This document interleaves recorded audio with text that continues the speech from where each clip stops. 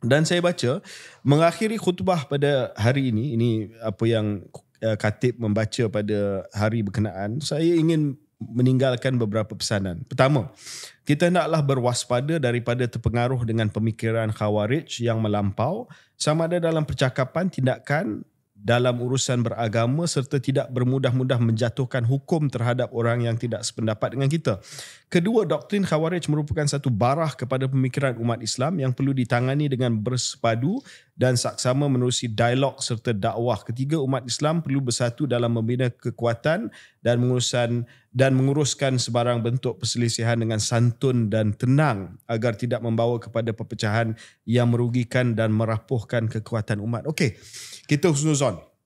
Kita anggap bahawa ini adalah pesanan daripada JAKIM yang bagus. Kita tidak mahu melihat bahawa ada kumpulan pemberontak, kumpulan pemisah seperti Khawarij pada zaman Saidina Ali yang wujud di kalangan masyarakat kita pada hari ini. Kita husnuzon, kita anggap bahawa pesanan daripada JAKIM ini bagus, dan ini adalah satu reminder, satu khutbah yang bagus supaya kita tidak melihat perpecahan yang boleh wujud di kalangan umat Islam di Malaysia. Tapi Syaril,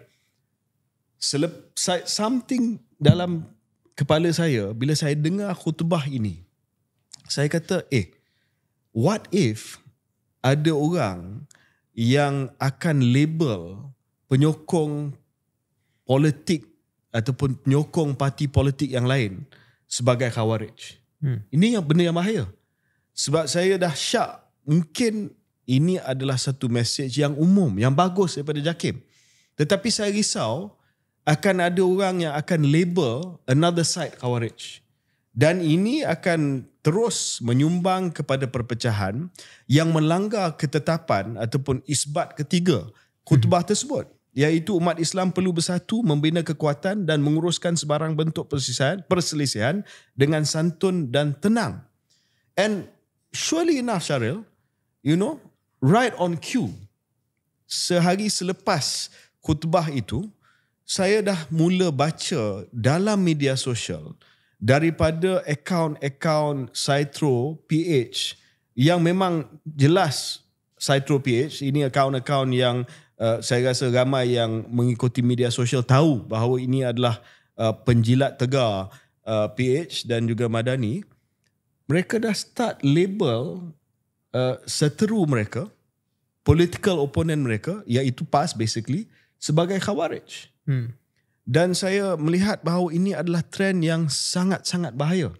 Satu, penggunaan istilah khawarij itu berat, sangat berat, sebab ini adalah kumpulan pemberontak pemisah pertama yang telah membunuh Saidina Ali. So to call someone khawarij is a serious accusation. Dan saya takut bahawa bila dah terjebak dengan politik label ni, ia akan menyumbang kepada perpecahan yang serius, yang lebih daripada rivalry politik yang biasa. Dalam politik, okey, kita lawan, tak ada masalah. Ya, kita bersaing, tidak ada masalah. Tetapi bila dah masuk label khawarij ini, saya rasa ini akan tukar complexion. Ini akan tukar segala perspektif perpaduan ummah. You just imagine, kita nak cakap Kongres Ekonomi Bumiputera dari segi ekonomi. Tapi kemajuan ekonomi memerlukan kesatuan ummah, memerlukan at least some basis of unity lah. Walaupun kita ada parti-parti lain bersaing, tak ada masalah. Tapi ada at least some basis of unity. Tetapi bila dah mula panggil orang khawarij, bro, this is something serious. Cuma persoalan saya, KJ, apa beza kekhawatiran KJ ini dengan labeling yang selama ini sudah wujud pun di kalangan seteru-seteru politik? This seems like just another, satu lagi episod dalam cerita yang dah bersambung lama dalam politik Malaysia dan politik Melayu ni. Label ni jadi lebih berat sebab khawarij. Ada weight, the weight of history. Istilah ni sangat-sangat serius.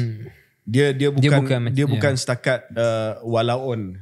Khawarij ni adalah satu tuduhan yang berat. Dan walaupun JAKIM tidak sebut siapa, tetapi, dan saya tak salahkan JAKIM kita husnuzon buat benda yang bagus, peringatan yang bagus, tetapi di latch on, diambil oleh penyokong Saitro PH ni, Khawarij itu adalah lebay Khawarij. Kita tahulah lebay Khawarij itu siapa yang dimaksudkan ini. Tetapi cara saya nak sambung juga, walaupun Khawarij, istilah Khawarij ini lagi berat daripada walaun dan walanon dan sebagainya, tetapi dia mula dengan benda tu. Dia macam slippery slope tau. Bila you dah start menggunakan label yang keji ni, dia akan akhirnya pergi kepada label yang lebih serius seperti Khawarij, sebab you dah start budaya ni. Dan saya nak call out lah, sebab budaya ni dia bukan hanya diguna oleh orang-orang saitro di media sosial. Dia bukan hanya diguna oleh penyokong-penyokong PH ataupun PAS dan sebagainya. Dia digunakan oleh pemimpin. Dan pemimpin telah menunjukkan contoh di mana telah memberi galakan kepada pengikutnya untuk up the stakes in terms of the label. So kita ada contoh baru ni dalam ucapan di Perhimpunan Agong Khas Bersatu. Tan Sri Mahyudin menggunakan istilah Madanon. Dia telah gunakan istilah Madanon. Istilah yang keji lah, derogatory terhadap penyokong-penyokong daripada PH. Anwar, ni PMX, Datuk Seri Anwar pun pernah guna istilah walaun. This is a Prime Minister guna istilah walaun. Ya? Sewaktu jadi Perdana Menteri. Perdana Menteri dah guna istilah walaun. Bagi saya lah Syaril, I mean, come on lah, dua-dua pemimpin ni, you are what, 75 years old, 76 years old. You're not secondary school kids. Bukan budak-budak nak pakai label macam ni. I mean, come on, grow up man. Grow up. I mean, adakah pemimpin macam Tan Sri Mahyudin dengan Sri Anwar dah jadi grandfather usia 76 tahun, masih lagi nak call the other side walaun, madanon? Come on, grow up guys. I mean, if you're not serious leaders, step aside. We're going to come back in. Okay? Okay, I don't know about that. But KJ, mungkin 2 point untuk menyambut kenyataan KJ ni. Satu ialah, saya rasa ni ekspresi politik sensasi yang semakin lama semakin menular dalam dunia politik. Seluruh dunia saya rasa. Anda sebagai ahli politik mesti menangkap headline, menangkap berita dengan kenyataan yang paling dramatik, paling sensational.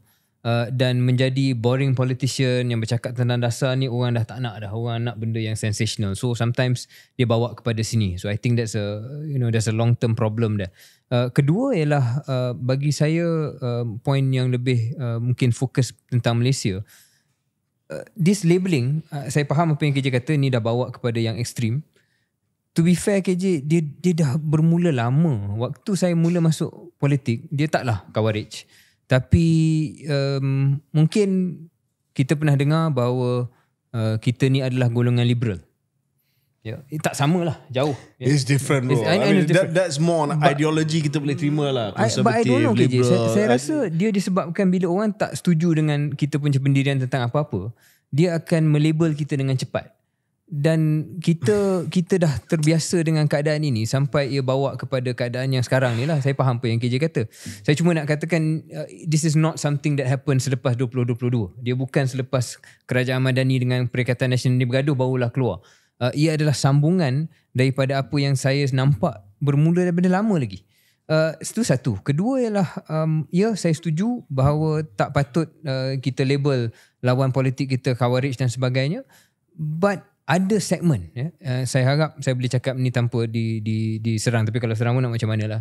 Ada segmen dalam kalangan penyokong-penyokong PAS dululah, mungkin sekarang saya tak tahu, yang memang kadang-kadang panggil dan melabel orang sebagai kafir dan sebagainya kalau tak setuju ataupun dah lari daripada Islam. Termasuk dalam Keluar Sekejap KJ, bila kita cakap sesuatu perkara yang mungkin mereka tak berapa setuju, ada dah banyak 2-3 kali saya nampak komen-komen mengatakan dah boleh slow-slow lah balik kepada Islam.